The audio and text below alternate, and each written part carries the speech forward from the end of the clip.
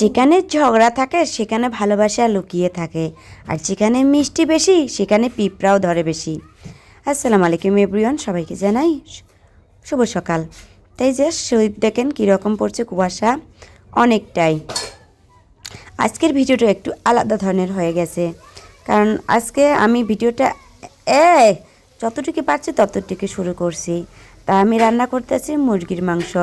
এটা হচ্ছে দেশি মোরগ, আমার একটা ঘরে ছিল, তাই বেমার ধরছে। ওই মোরগটা বেমার হওয়ার আগেই আমরা কি করে নিয়েছি। তারপর আমি রান্না করতে আসি এই যে সামান্য কয়টা ছোট ছোট আলু দিয়ে। তা আসসালামু আলাইকুম। আমার কথাটার মানে হচ্ছে এটাই যে যেখানে দেখবেন স্বামী স্ত্রীর মাঝে টুকটাক টুকটাক ঝগড়া হয়েই থাকে, তাহলে বুঝবেন ওই স্বামী স্ত্রীর মাঝে অনেক ভালোবাসা আছে। আর যেখানে মিষ্টি বেশি, কিছু স্বামী আছে দেখবেন বউয়ের সাথে এত মিষ্টি মিষ্টি কথা বলে, কিন্তু পরবর্তী তার লুকিয়ে লুকিয়ে অবহুত কিছু কাজ করে, সেটা বলা যায় না।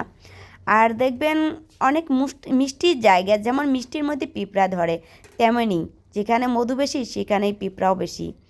অনেকেই আছে নিজের বউয়ের কাছে একদম ভালো না, অন্যর বউয়ের কাছে দেখবেন খুব সুন্দর একটা সম্পর্ক গড়ে তোলে। তো এ ধরনের করাটা একদম ভুল। নিজের বউয়ের কাছে ভালো ভালো সম্পর্ক করে তোলেন, তাহলে আপনি ভালো থাকবেন। আর যদি নিজের বউয়ের কাছে আপনি ভালো না হতে পারেন, তো অন্যের বউয়ের কাছে আপনি ভালো হয়ে কোনোই লাভ নাই, বরং আপনার গোনার পাত্র হয়ে যাবেন। তা আপনি নিজের বউয়ের কাছে বা যে কোনো, আমি স্ত্রীকেও বলি, তার আর স্বামীর কাছে আপনি ভালো হবেন, তাহলে তো স্বামী আপনাকে অনেকটাই ভালোবাসবে। দুজনেরই ঠিক হতে হবে, দুজনের ভালো হতে হবে। আমরা তো টুকটাক টুকটাক ঝগড়া করেই থাকি, কিন্তু আমার ঝগড়ার মাঝে ভালোবাসায় লুকিয়ে থাকে। তাই বলছি, যেখানে ঝগড়া বেশি সেখানে ভালোবাসাটাও বেশি হয়ে থাকে। তা আপনাদের সাথে বক বক করতে করতে আমার রান্নাটাও হয়ে গেছে। তাই যে এতটুকু ঝোল থাকবে, তা আমি নামিয়ে নিচ্ছি। একজন আমাকে কমেন্ট করেছে আমি নাকি ঝোল খাই বেশি, হয়তো ভিডিওতে দেখা যায় বলে আমি ঝোল খাই বেশি, কিন্তু একদম ঝোল একটু একটু ওই জন্য তো থাকতেই হবে। একদম ঝোল ছাড়া কি ভাত খাওয়া যাবে? যাবে না। তাই এই যে আমার রান্না কমপ্লিট হয়ে গেছে।